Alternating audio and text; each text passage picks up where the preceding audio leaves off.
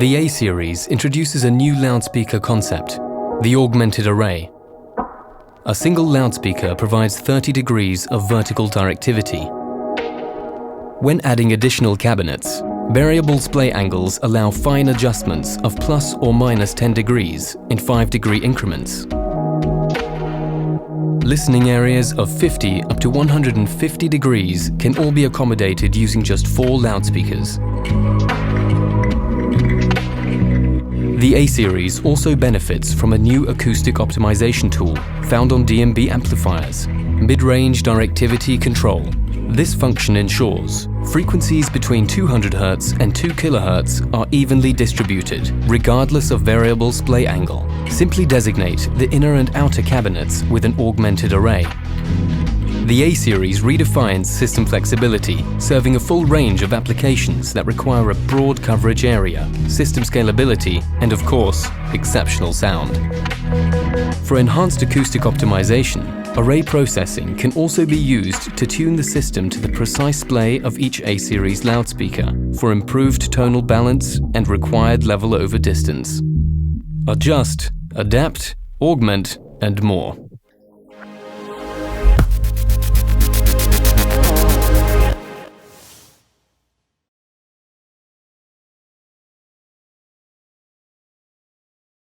A-series, yeah, this is really what this is all about, right? Looking at a product that might be able to fill the gap between the traditional point source and the traditional line source, right? But let's first take a look at what the goal of a loudspeaker is really doing, right? So the goal is intelligibility, and what we mean by that is a good quality, understandable, and faithful sound to every seat. So, you know, we all have a purpose for making something louder. It's a message of some type. It's a sermon. It's a speech. It's a band. It's a theater. Whatever it is, you know, we all have the same goal, and that is to get that sound in the way we're looking for it to reach each audience member in the most intelligible way, right? So to look at that, you know, what we see in this is what we're talking about with direct to diffuse sound. So direct sound is, you know, if you're in front of the loudspeaker, say like in an anechoic chamber, there's no reflections, all you're getting is direct sound, right? But when you go and take that into another room that isn't perfectly treated, we're going to start to introduce reflections into the room, right? So the sound that you hear coming off of the reflections in the room would be your diffuse sound. So the goal is to get as much of the direct sound to your audience and minimize the diffuse sound. So what we see there in the light green would be the direct. Anything in the darker green would be diffuse, contributing to higher reflection rate. Okay?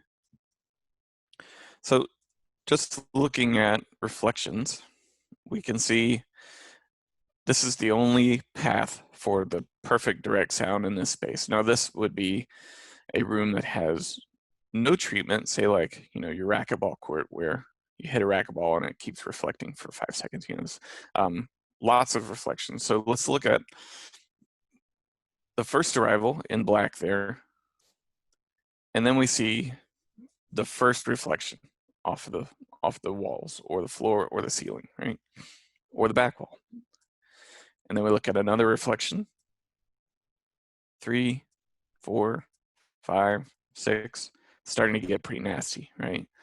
So as you can imagine, lots of diffuse in that room, not much direct. So we look at this as a direct to diffuse ratio. And if you were all in the orange, say in this room, that would all be diffuse, right? The diffuse would overcome the direct. You would be in this graph in the dark green, or maybe in the red there, right? So diffuse sound is what's coming around you from the room, and the direct sound is going to be the most intelligible. So the goal here is to increase the amount of direct sound and decrease the amount of diffuse. And where those two meet or overlap is what we would call a critical distance, right? So by the time direct sound level decreases until it matches the level of diffuse in the room. That's what we call our critical distance. So the goal is to increase our critical distance, right? So have you ever gone into a room and they say, well, you really just have to turn it up to get over the acoustics of the room, right? But what happens when we turn it up? The ratio hasn't changed, right? We haven't done anything to improve our acoustics of the space. We haven't brought in a loudspeaker that has more directivity. We've done nothing to change either of those in that environment. So everything just gets louder, right? So turning it up isn't really the answer. But our goal here is really to increase the amount of direct sound and minimize the amount of diffuse. And the way we can do that is improving directivity of the loudspeaker. And the other way could be to improve the acoustics of the space. But as a loudspeaker manufacturer, our approach is to increase directivity, right? We can't always account for what the acoustics of a space will be. So if we can give you the loudspeaker solution with the best directivity possible, that's a great starting point, right? So how do we do that? And good thing might be to look at a well-behaved loudspeaker, which I'm not sure where this came from, but I'm guessing that's not what we're going for. How do we look at behavior of loudspeakers? We look at it in terms of directivity at per frequency, right? So traditionally, you might have looked at polar plots. So this would be looking at a single frequency, both in the horizontal and vertical, right? So up, down, left, and right at this frequency of a loudspeaker. So in order to get a glimpse of what happens across the whole loudspeaker, we would need maybe a couple pages of polar plots to get an idea. And then even this is skipping over big chunks of the frequency range, right? We can also look at a balloon plot, which is very handy at a frequency, right? So we get to see up and down, left and right by frequency. And you can actually look at balloon plots in ArrayCalc in the point sources windows as well. So what DMB typically uses for looking at directivity is going to be called an isobar graph. And this is not unique to DMB, but it's what we use to show directivity. And what we're going to look at is that zero line, which is in the red line, is completely on axis with the loudspeaker across the frequency range of the loudspeaker. So then we can look at the pattern, so to speak, right, of what is within 6 dB of center, right, and nominal frequency response. And this is what we would call our pattern, right? And then everything below that, we're going to show in 6 dB down steps. So each color down from that is 6 dB down. Okay. But this first 6 dB down is what we're going to call our pattern. And we're looking for that consistency off axis, right? So the shape off axis should match that 6 dB. It just should get quieter, right? So as we get off axis, it just gets lower in level and not drastically change the shape. So there's a few ways to improve directivity of a loudspeaker. One of them we're going to talk about today is the dipole arrangement of the drivers. So looking at this is an A-series cabinet that we're looking at. We see the two driver arrangement, the two driver up and down, and in this orientation would be in the vertical of these two loudspeakers. And the idea here is that we can improve directivity by spacing these drivers to the right distance to get a beneficial effect in directivity, right? So if we look at what happens when we take two sources, say those two low frequency drivers, on axis from those two sources, they're going to line up in phase and give us a boost, right? 6 dB boost. We add two sources together, they get louder, right? As long as they're within the right spacing, depending on the frequency ranges you're trying to do. So get a boost or constructive addition on axis. But depending on that arrival time and that spacing, we might get cancellation. So we take this property of constructive addition on axis and cancellation off axis, depending on the driver spacing, to get our drive directivity of the loudspeaker. So this is a kind of handy view of this, right? So on axis, the two sources are arriving in phase with each other at the frequencies they are designed to, it depending on their spacing, right, within half wavelength of the two. But as we start to get off axis, that distance between the two changes, right? So as we get lower or off axis, depending on the arrangement, that distance changes, right? And we get to where we can get cancellation. So in that example with the two drivers, one on top of the other, we would now be getting cancellation at that frequency below the loudspeaker. So why does this matter, right? So if we think about our first image where we had the audience in the green, it's now transitioned to pink. But within our room, we're trying to push that energy onto the audience and less on the wall, right? So if we can maintain that pattern as low as possible down to where it's just focused on where the loudspeaker is pointing at the audience and less of it is spraying out into the room and reflecting off other surfaces, we're going to have more direct and we're going to push less into what will be reflective or into the diffuse field, right? So that would be an example in dipole in the horizontal. So drivers left and right, say like our typical line array cabinets, or A series in its vertical arrangement. But then if we take our A series and put it in our vertical deployment, or say something like one of our dipole point sources, now where is that directivity improved? It's over our people on stage, right? It's over our open microphones. So we're improving our directivity in the vertical, even though it's only one source high. So, you know, in our typical line array deployments, we're going to have more cabinets to increase vertical directivity.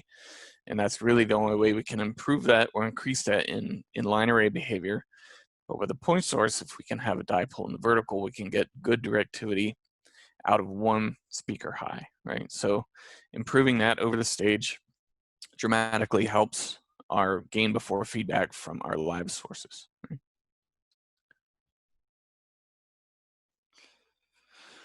So looking at our current lineup, pre-A series, we have column loudspeakers, point source, line array, subwoofer, stage monitor. So, you know, things like columns are really directive, right? They have excellent vertical directivity because they're stacked drivers vertically, one on top of the other. And D&B's world of columns, we also have directivity based on rear porting to get excellent horizontal directivity as well.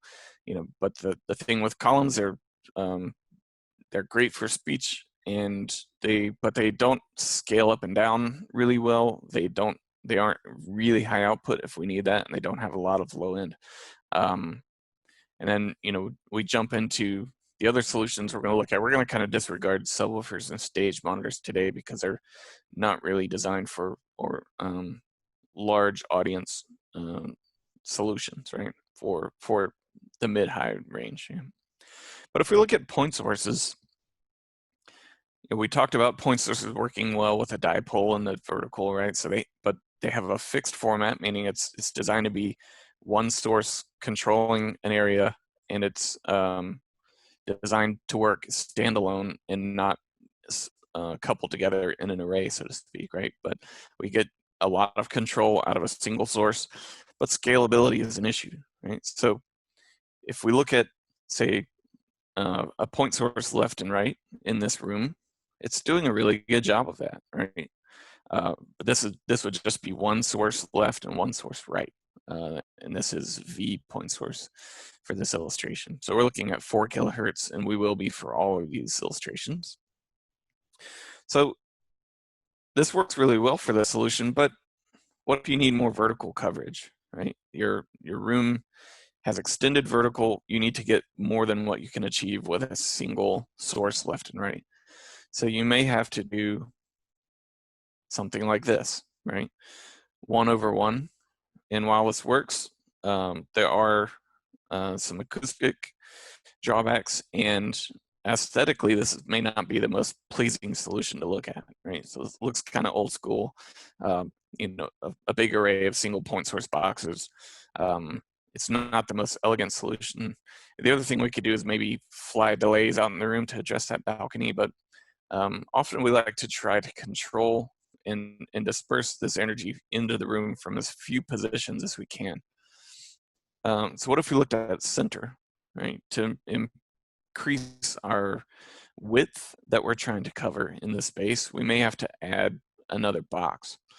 But because the point source patterns are typically wider, right? We can't just type pack them without getting a lot of adverse effects from type packing point sources with wider patterns. So we would need to space them out farther to get it, to make that clean. And so again, this is not the most elegant looking solution, right? So it might work, but again, there are acoustic drawbacks and not the most aesthetically pleasing. So if we look at line sources, these can scale up and down really well, right? We can make them really long. In most cases in the D&B world, it's 24 boxes long. But we have to make those longer to get our directivity in the vertical, right? So increased control comes with a price, right? So more cabinets, more cost, more amplification needs, and a bigger impact to the sightlines, right? So more often than not, we're coming into issues with sightlines for video and lighting, right? Especially video these days. So if we want to have cover the room well with a line array, sometimes the sightline issue becomes an issue in our design phase, right? So we need X amount of coverage to cover the room. We need X number of boxes, but the only really way to do that is to have a certain line length that may or may not fit into a room. So these can look great, right? I mean, and this is an non-array processed solution for this, but this is 8 loudspeakers aside. This scenario is Y loudspeakers, Y8s. So this 8 per side without array processing is 8 amp channels to give us left and right, and it's about 400 pounds for that array. So, you know, not super light. It's maybe not the most efficient, even in the D&B world. This is very efficient, right? But compared to maybe other solutions out there, but we could improve that directivity by looking at that product that might sit in the middle here. Okay, and these paint solutions that you're seeing in all these graphics are not available off the shelf. They're custom paints, right? Yeah. So A-series can be deployed in 2 orientations. So this is what we would call the A-series vertical. If you're selecting this in array calc, this is just the flown orientation. So this is looking at that same room with 3 boxes aside. The graphic we have shows 4 because you can do up to 4 off the shelf. But this solution is using 3 boxes per side, and it is using array processing. So even using array processing with 3 boxes per side, we've now cut down 2 amplifier channels and less than half the weight. This is about 170 pounds. We went from 400 pounds to 170, went from 8 cabinets per side to 3, and we chopped off a couple amp channels there as well. So what we are typically seeing with A-series vertical, because it is a very large vertical arrangement, we with a lot of vertical coverage, we are typically needing a higher trim height to make this work. little cleaner and more even coverage. So this works really well if you do have a lot of vertical to cover and you have a nice available trim height to work with. The other arrangement for A series is horizontal. So this next solution is what we're using in this illustration is 3 cabinets per side. Again, the graphic's showing 4 because you can do that. But we're able to get a little lower trim height because we're bringing the image down and shooting a little flatter. In this scenario, it is a 60-degree fixed vertical, right? So the cabinet options are either going to be 60 by 30 or 90 by 30. And in the vertical arrangement here, where we're using AL90s in a vertical arrangement, so now it's 90 degrees wide, 30 degrees for each box. And then in this scenario, it is, because we've now rotated the cabinet, it is 60 degrees in the vertical for each cabinet, and then I don't remember the exact, I think we were at 30 degrees each for the splay between each cabinets.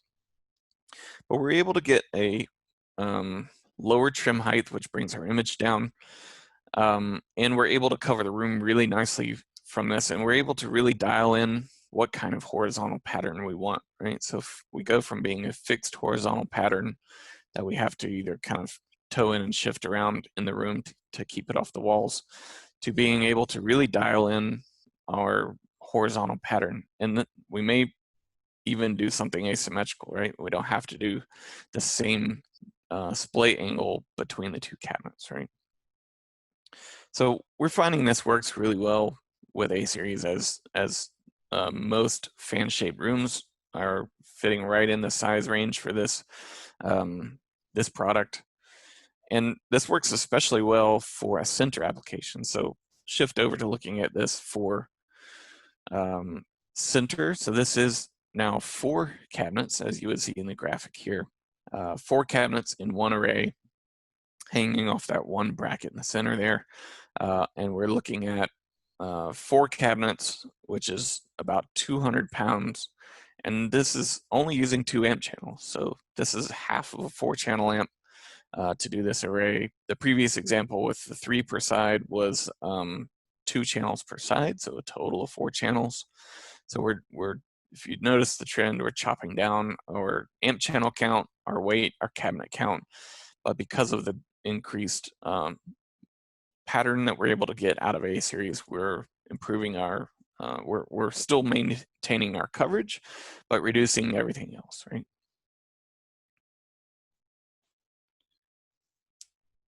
AL 60 and 90, right? So we talked about 60 versus 90 degrees. It's always going to be the 30 degrees.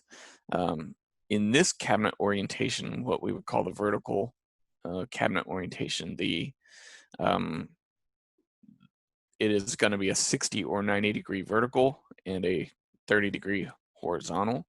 If you rotate that cabinet, of course, that just changes. It is not a rotatable cabinet. It is fixed in there. It is not a square. It's a waveguide that fits in there only one way. So that orientation stays the same of the horn, and you shift the pattern by rotating the cabinet. So there are 2 10-inch drivers in what we call that dipole configuration, right? So spaced out to give us control. And then there's a 3-inch HF diaphragm with a 1.4-inch exit, emitting through that waveguide, giving that 30-degree pattern in 30 by 60 or 90. So it's a very high output speaker, is up 139 dB output. And you can do 2 per channel, and that works on D80, D20, or 30D. It is especially works well on 30D because I think it's only 1 dB down from D80 output. So cost per dollar, your 30D or D20 is the way to go for this solution. Very efficient and not necessarily needing the most expensive and largest amplifier we make. And each cabinet is roughly 50 pounds, so just a hair over 50 pounds per loudspeaker. Okay. So the big thing that you would look at with a box that looks like this typically they're going to be constant curvature, right? So they only go together one way, and the splay angle is fixed. They just bolt together, right? So, D&B likes to look at segments of the market and look at how they can address a product solution or a system solution and maybe improve on the way things have traditionally been done. So they looked at this size box and said, okay, nominally it's 30 degrees, but there may be scenarios where we want to tighten that up a bit or open that up a bit. So what if we were to make that variable, right? So nominally it's a vertical dispersion of 30 degrees. And when I say vertical dispersion, now we're talking if it were in its vertical arrangement, which would be the loudspeakers in the horizontal orientation, vertically arrayed or line array style, right? And then the splay between the boxes is in 5-degree steps between 20 and 40 degrees overall, okay? So as tight as 50 degrees with 2, up to 150 degrees with 4, right? And that is variable again within the array. So you could have, say, 20 degrees at the top, 40 degrees at the bottom. So looking at our isobars, let's look at some different arrangements. Single cabinet of 30 degrees, right? And then what if we added another and kept the link between the two at 30 degrees? We get a 60-degree pattern, right? Or we could tighten that up a bit and get down to 50 degrees. Or open it up all the way to 40 and get a 70-degree pattern, right? What if we looked at 4 cabinets? This is obviously the maximum, 150 degrees, very wide pattern, right? So another thing to think about is that you can do up to 6 of these if you do your custom rigging option in ArrayCalc. This would require an option from the custom solutions department. But if you want to look at and model what up to 6 A-series cabinets look like, you would just go to your project settings and enable custom rigging, and that would allow you to add up to 6, but just know that with the off-the-shelf brackets, you could only do 4. So up to 150 degrees with 4 cabinets, or down to 90 with excellent directivity, below 250 even, right, with 4 cabinets. Or somewhere in between, right? So we're noticing this trend in our isobars, right? We see this range in our low mid, the pinch between, say, 250 and 1K especially, where it tightens up, right? So this would be our traditional setup where all cabinets are getting the same signal. They're linked, cabinets 1 and 2, 3 and 4 are linked together. But we're seeing this pinch, right? And this is just the physics of tight splay angles of cabinets like this, right? So this is not a A-series problem, it's just physics, right? It's just what happens. So D&B, again, looked at this product range and was trying to figure out how to improve this, not only by giving variable splay angles, but also to improve that mid-range pinch and keep that pattern consistent. So they came up with something called mid-range directivity control. And the way that this works is you have either an outer loudspeaker setup or an inner loudspeaker setup. And the setup in the loudspeaker is going to be slightly different with the timing and the way those are going to interact between the inner and outer setups to open up that mid-range. So if you think about, say, like a subarray where you increase your length of your subarray, the beam is going to get tighter, right? And we see that same kind of effect happening with these AL loudspeakers. It's tightening up in the mid-range, but what we can do to open that up is a little bit of magic behind the scenes in the loudspeaker setup to open that back up with they haven't even told us exactly how it's working, but I assume it's some sort of frequency dependent delay filters or FIR to improve that. Chris, you may know more of the details on that, but I haven't seen any of the the voodoo behind the. No, they haven't shown us the voodoo. I know that they at one point referred to it as array processing light. But we're not, though. I think one of the real nice things about it is that we're getting this added benefit, but we're not adding any additional latency. We're not adding any additional processing power, processing latency to this. So it's really, really effective without having any real drawback. Yeah, and we're still maintaining our amplifier channel count efficiencies here as well. So we still stay on 2 cabinets per channel, which is huge for this, right? So in that vertical orientation, right? So line array style, so to speak, it's a vertical arrangement of horizontal cabinets, right?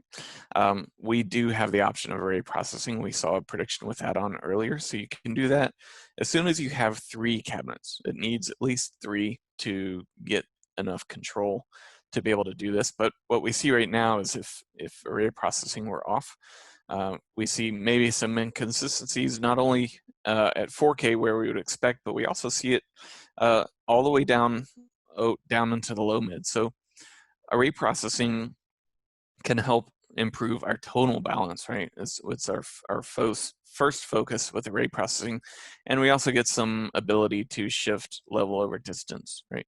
So the drawback here is it does need 1 amplifier channel per loudspeaker to do this, to get we've gone from array processing light to array processing full, right? But it can improve our coverage and shift the energy to improve that across the full range of our audience, of our venue, right?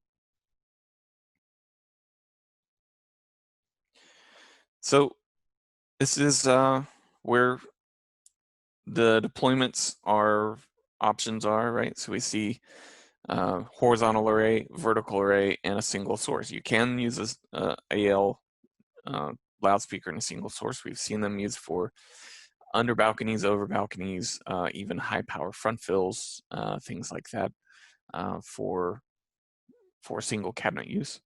So benefits we're seeing are typically about half the box count for rooms of the appropriate size. Obviously, you're not going to go into a room where you would say take 16 Vs and chop that down to 3 AL cabinets. It just wouldn't have the output for that, right?